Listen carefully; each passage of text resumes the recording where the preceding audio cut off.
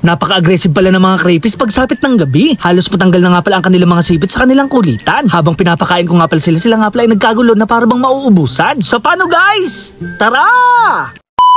Ngayong araw nga pala guys ay maglilinis tayo ng ating lalagyanan ng isda. Pinakiyaw na kasi ang ating mga alagang gapi. Hindi ko sana yun ibebenta, ang kaso lang kailangan niya daw ng mga kapares. Wala na nga pala tong laman at hipon na lang ang mga natira. Kaya naman lilinisan ko muna to para may panibago tayong mailagay. Inugatan na nga rin pala itong ating mga kangkong. Sa mga naghahanap nga pala ng water plants, pwede nyo nga pala itong gamitin. Kusa na nga pala itong mabubuhay basta nakalubog lang sa tubig. Dito na nga rin pala dumami ang ating mga water lettuce. Kinakain nga din pala ito ng mga isda kapag no choice na sila at wala nang makain. Lumaki na nga rin pala itong ating mga dwarf na hipon. Mukhang buntis nga pala to at pwede pa siyang magpadami. Isasama ko na nga pala sila dito sa ating mga gapi para meron tagakain ng tira-tirang pagkain. Sana nga ay makapag-breed sila para makapaglabas sila ng kakaibang kulay ng hipon. Pagkatapos ko nga pala linisin to, ilalagay ko nga pala dito ang alagyan nating si Ninja. Medyo may karumihan na rin kasi ang kanyang lalagyan para maiba naman ang ambience. Nakakatawa nga to dahil napakadali nila mag-adjust sa iba't ibang klaseng lugar. Bagay na bagay nga pala si Ninja dito dahil kulay berde ang kapaligiran. Sa mga hindi nga pala nakakaalam, kumakain din pala siya ng kangkong. Pagkatapos nga pala namin magtinda kagabi, naglinis nga pala ako ng ating mga aquarium. Kaya naman makikita niyo sa ating video, medyo clear ang ating tubig kahit na merong lumot. Ito nga pala guys ang gustong-gusto ng ating mga isda.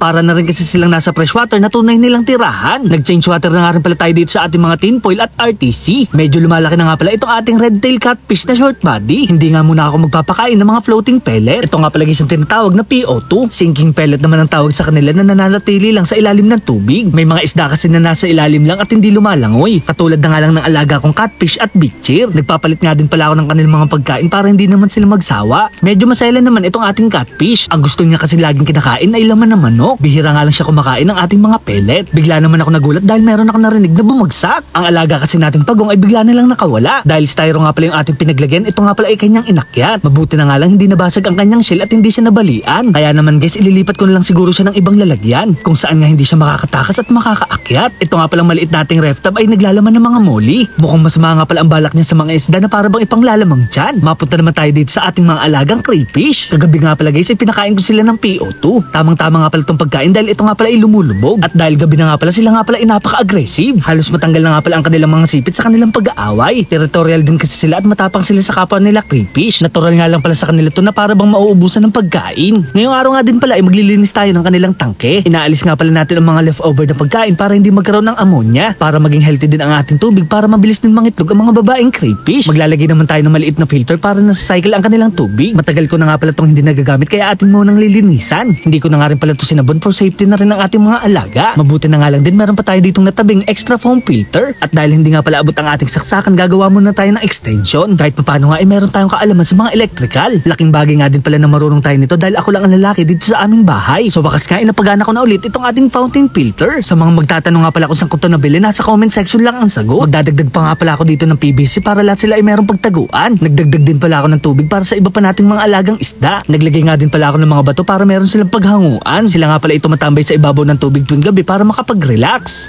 Char. So paano guys, hanggang dito na lang. Maraming salamat sa panonood. Paalam! Yeah!